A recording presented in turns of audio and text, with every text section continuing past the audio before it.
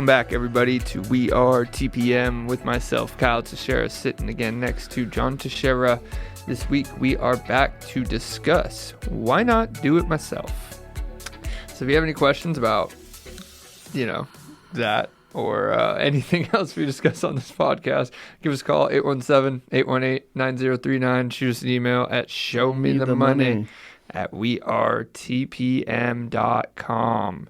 Let's get into it. Why not do it myself? Did you get a frog in your voice there, right there? I don't know. A little bit. What are we applying this question to? Why not do it yourself? So Myself. We're talking about property management here, right? Yeah, we're talking about renting, like you have a rental property, and should you do it yourself? So that's probably the best subject matter to talk about with that question.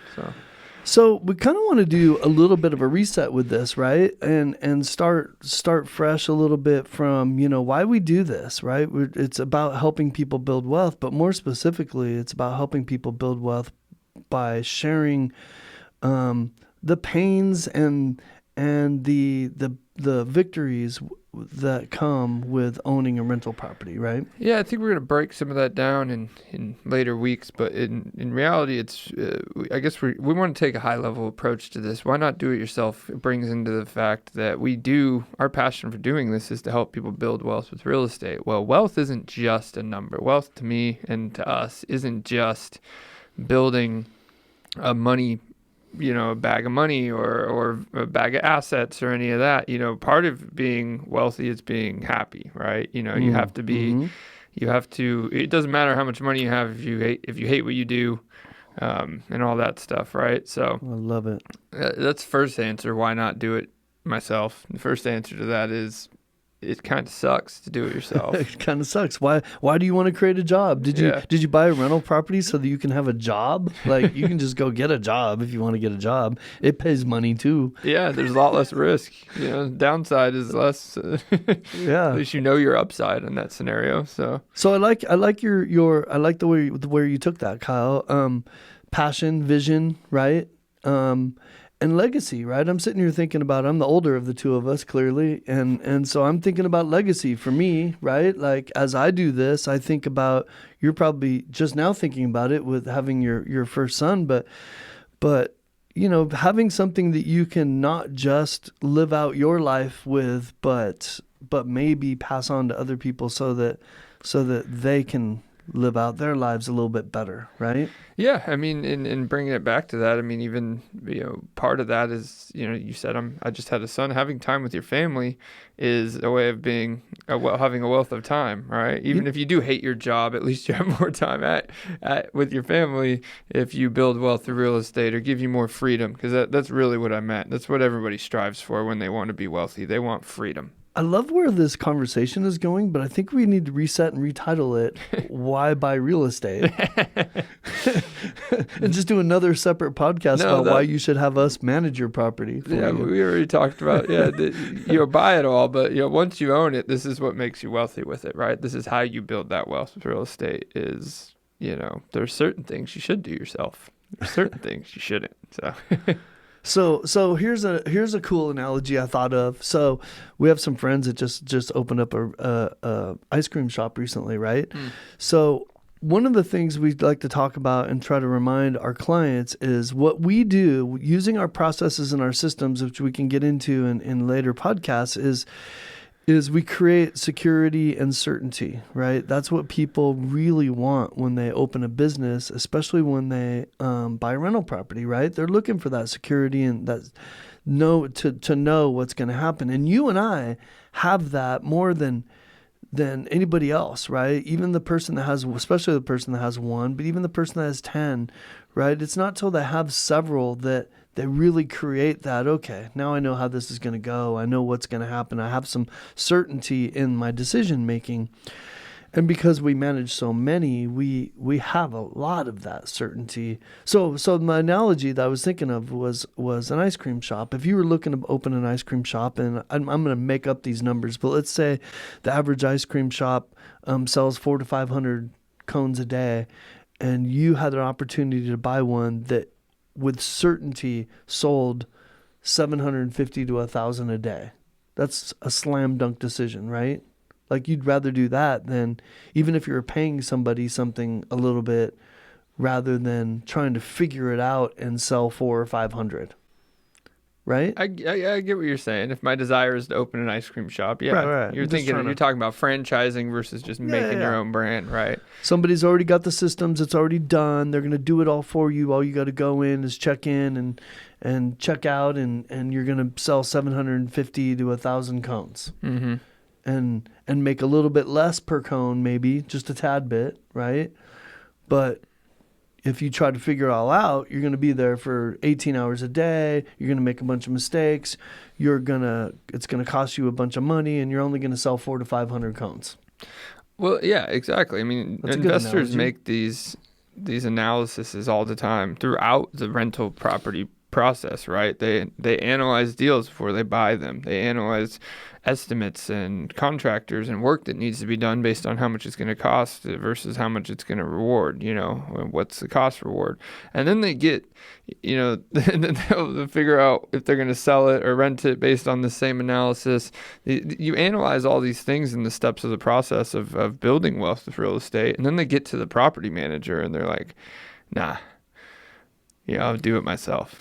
I'm like, but they don't look at the numbers. They don't look at the time, the energy, the on-call, all this stuff that goes into it. And I think when you actually analyze those numbers, which is what we're going to talk about, it makes sense. They make sense just like the other ones. Like you don't renovate the whole house yourself, right? Right? Nobody even questions that one most of the time. Am I going to hire someone to flip this house? Probably. Some people do it themselves. We've talked about that, but there's the time. Sit on the couch and paint cabinets. But there's a time consideration there, right? It's going to take you longer in most cases than a contractor. That you can get into why you should pick contractors based on time too. Okay. So let's keep this high level. I'm sitting here thinking we're trying to keep it high level. Let's keep it high level. So cost. We've talked about that, and we dive into that. That's a whole nother podcast. But the bottom line is, shouldn't you do it yourself? I guess I'm changing it up a little bit. Can you do it yourself? Yes, you can. Why shouldn't you? Because it'll cost you a lot more for a whole bunch of reasons, right? Like you just mentioned, turnover, screening, collection processes. Eviction processes, all of those things cost you. The person who doesn't have systems and processes in place costs them way more money. How many times have we taken over properties that somebody gave to us and said, I just spent 5 months not getting rent? Very many times. And you just shake your head and you go, you should never get 5 months in. Well, even if you have 10 properties and one of them sits vacant for 5 months, that is more money than what you'd pay a property manager to manage all 10. Yeah. In lost rent. We have past podcasts about vacancy rate that goes into a lot of this, and so but okay, so cost. What else? Peace of mind. We talked a little bit about freedom and so forth, but how about just peace of mind and security? That's what we're talking about, right? Yeah, convenience. Yeah, like knowing that you're going to get a certain something out of it. That and you're not having to put all the effort into it, right? Like nobody should buy a piece of property and make it a job. It should be a business. If you're going to open the ice cream shop, hire somebody that knows how to run an ice cream shop to run it for you. Yeah, so cost, convenience, I'd argue liability. Liability is one, are you going to protect yourself from liability by doing it yourself with an LLC and pay those business costs and file on them every year? And how's that compared to a property manager that'll just protect your liability that way? That can be a big one because people are a lot more likely to sue a landlord than a property manager in most cases. Yep. So we won't dive into that. We'll just keep that high level. I think value would be the fourth one. Getting value out of your property, whether it be a higher rent rate that you can go get yourself that offsets those management fees, or value to the tenant because they actually have systems and processes on their side rather than having one point of contact and one way to pay and all these things. Fifth one that our host is helping push us towards is emotions, right? We've never talked about emotions, so we got to dive into this one. Yeah. Fear-based decisions. Emotion-based decisions are removed from the equation. as much as they can be. Here's one that's the biggest one. Can I give you what I think is the biggest one? We're kind of going through all the obvious ones. Can I give you the biggest one? Go ahead. How about your ability to expand your business? There you go. Growth. I mean, you know what I think about? I think about the Seatons. They were the first podcast we did with Kevin in January, right? Actually, was it just... Yeah, they were both here. One of the first, but yes. And what a blessing they have been to this podcast. And they're a great example of... I think they dumped 30 properties on us, 35, something like that. And they were doing it themselves. And they just got to a point they're like, man, this is too much work and this is a job. And they couldn't dump the keys on our desk fast enough, right? As soon as they decided, they were like, bam, bam, bam. And you know what they did since then?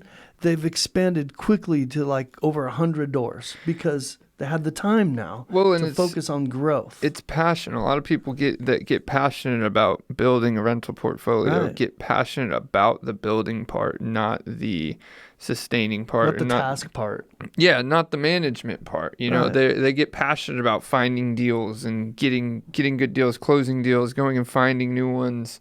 You know, that initial acquisition, you know, that's what they were passionate about. That's what drove them further in it. But when the management part of it became too much of a PIA, it stopped the growth. It hindered the growth. And then they were right back at it, you know. They handed over right back at it. So everybody does this with every business they open, right? Well, and the management, as you grow, the management of it is going to grow in comparison to, it's going to become harder. You know, managing 10 is harder than managing 1. That's just a numbers game. Yep. You know. When Warren Buffett buys a business, I guarantee you he doesn't jump in and start running the business, right? He makes sure that there's good people in there that manage the business for him, right? Because he's got a whole bunch of businesses. You love bringing Warren Buffett up as if he buys businesses all the time. Elon Musk, who do you want me? He does. He's constantly buying businesses. He's buying stock in businesses these days. He's not buying them out, but yeah. That's happened before. I happen to know of what you're several saying is when he overtakes businesses, yes, he puts in a good board of directors to run it. You know, he's generally not That's how you build wealth. I mean, that's how the rich build wealth. That's how we should be building wealth, even if we're not rich, right? That's the same principle. It doesn't matter what level you are at. And if you're buying your first rental property and you're trying to manage it, you're making a whole bunch of mistakes for a whole bunch of reasons that we've described here, right? And one of the biggest ones is that you cannot expand your business to the second property now. I think it is the biggest one because it's why not do it yourself? Because you need to focus on things that you should be doing yourself, right? Like your property manager, in most cases, unless you instruct them or use in this way, it's just for the sake of this argument, let's say that they don't do it. They are not going to grow your rental portfolio for you. That is something you should be doing yourself. Now, can your property manager also be a realtor and those things happen? Yes. But the point is you need to be able to focus on growth, not the weeds, right? Yeah, absolutely. You can't. I mean, I assume the reason why you decided, somebody inspired you to buy real estate for rental property for all the right reasons, and then you get the rental property and you do all the wrong things for the opposite reasons, right? Mm-hmm. Like, I want freedom, I want passive income, I want, to build wealth for my family, and then you jump in and end up being a property manager and you got a job now. That's no fun. Why would you do that? Well, and the same goes for the accidental landlord or the person who has no intention of growing the rental portfolio. They just ended up with one. Why not do it yourself? Because again, you were accidental. It's not why. You're not going to do the best you could for that asset. And if you want it to be convenient and not a headache, and then that leads to emotional decisions and probably ultimately dumping it when something goes wrong or you have to figure out how to evict a tenant, that's why you don't do it yourself. Yeah, there's just so many pain points along the road, isn't there? Yeah, and people find people who do it themselves, and then you ask what's the worst thing that's ever happened in this experience, and sometimes there's lucky ones who got a tenant, they lived there for 10 years, they paid their rent every month, they did their own repairs, blah blah blah. Okay, that's a cool argument, but it's rare and it's unlikely. But you and I could look and evaluate that situation and still find leaks in what they did. Like, we could still find things that were done wrong and cost them money, even with the good experience. Remember, we did that one podcast about how you can do this wrong and still win, right? Yeah, or they forgot to keep the rent up to market value, and Right. you gave all of your value away Yeah, to they this other stayed there tenant. for 10 years because you didn't raise my rent, and I'm still paying $800 And is a that month. story really over, right? Because a lot of people who speak that way, they did it themselves and they said it was the best experience ever. That tenant still lives there. And then I ask them 2 years later and it's like, oh no, they trashed it. They cost me 50 grand in repairs. It was horrible. I never should have done it myself. Or did they get to the finish line and sell it for a huge profit and keep it up to rent? I'm sure those scenarios exist, but they didn't exist from absolutely no work. You did not get that perfect scenario, and all those things that fall into place just by pure luck, and maybe there's 1 in a million people who do, and sure, okay, well, you can find that in anything, but we're talking about the general example. Yeah. So one of the reasons why we talk about this, I'm just sitting here thinking about a conversation we had with one of our coaches, right, Kyle, and some statistics that he shared with us. And I don't know what the statistic is in our marketplace specifically. I thought it was a lot lower than this actually, but he shared with us that 30% of the rental homes this might be because of institutional buying recently, but 30% of the rental homes in America are professionally managed. That means 7 out of 10 people don't have a property manager because they either don't know what property managers do, they're not aware that they exist.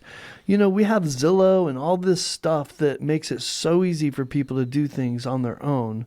Again, doesn't make it easy for them to make the right decisions, but it makes it easy for them to try, right? And in Australia, he said he pointed out that 80% are managed by a property manager. That's a huge difference from one culture to another. Like one culture doesn't even consider property management 7 out of 10 times, and another culture won't even have a rental property without a property manager. That's a huge shift in perception, right?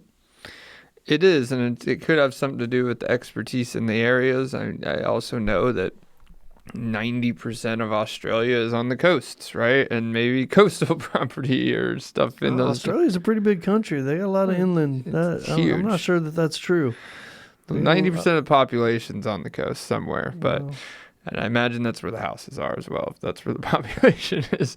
But I don't know. Maybe it's just normal people don't know how to deal with kangaroos trashing your unit. It is an interesting stat though. It's a norm though. I think it's perception. I think it's just perception is all it is. I mean,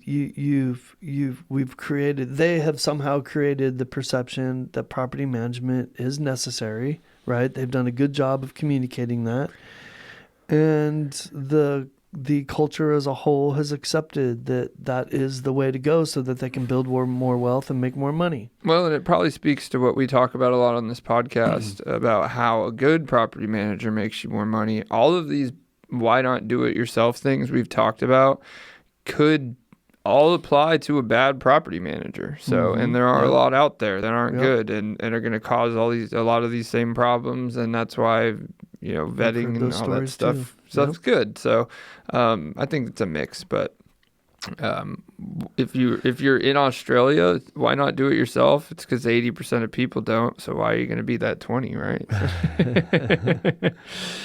Well, and the stats we saw also showed that the 70% that do it themselves on average make less in rent. You know what? I wouldn't want to compete against me, right? No. Would you? No. Would you want to compete against us? I would not. And the landlords who, lease this stuff on Zillow for after 2-3 months of it being live, that it's a time consideration, time and money.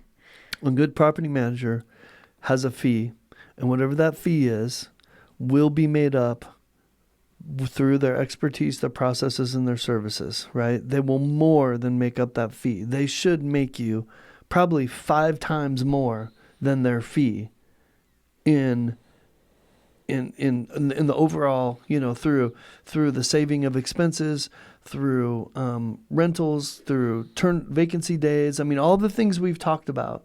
their collection process should save you tons, right? Should save you tons more. It's like Gary Vee says, right? You either got time or you got money. Mm-hmm. You're gonna spend one of them. You're gonna spend one of them. So, yep. And you only have so much of both. They both end. What do you want to spend your time doing it? If you want to spend more, because you're going to spend more time than you probably would spend money. So, what's your hourly rate as you're doing it yourself, property manager? What's your hourly rate? What's your hourly rate? See if that helps you. You know. So I like to use this term on how people like to trip over dollars to get to pennies, right? I think it was trip over cents to get to dollars. No, dollars to get to cents. They trip over dollars to get to pennies. I said it right. Yeah, you got it. Goodness gracious. All right, so we're going to dive into some of these topics here in the next couple of weeks. But for now, I think the why don't you do it yourself question, or why not do it myself question is really just don't, you know. Yeah, I mean, I would never advise anybody to do it themselves. I would advise everybody to find a property manager. And I'm talking to people in all kinds of markets that we don't service, right? I don't care what market you're in. I'm not saying that because I want my phone to ring. My phone will ring if I deserve my phone to ring, right? What I'm telling you is no matter where you are, if you have a rental property, you should get out of it. Put the hammer down, back away, and go spend time finding a great manager.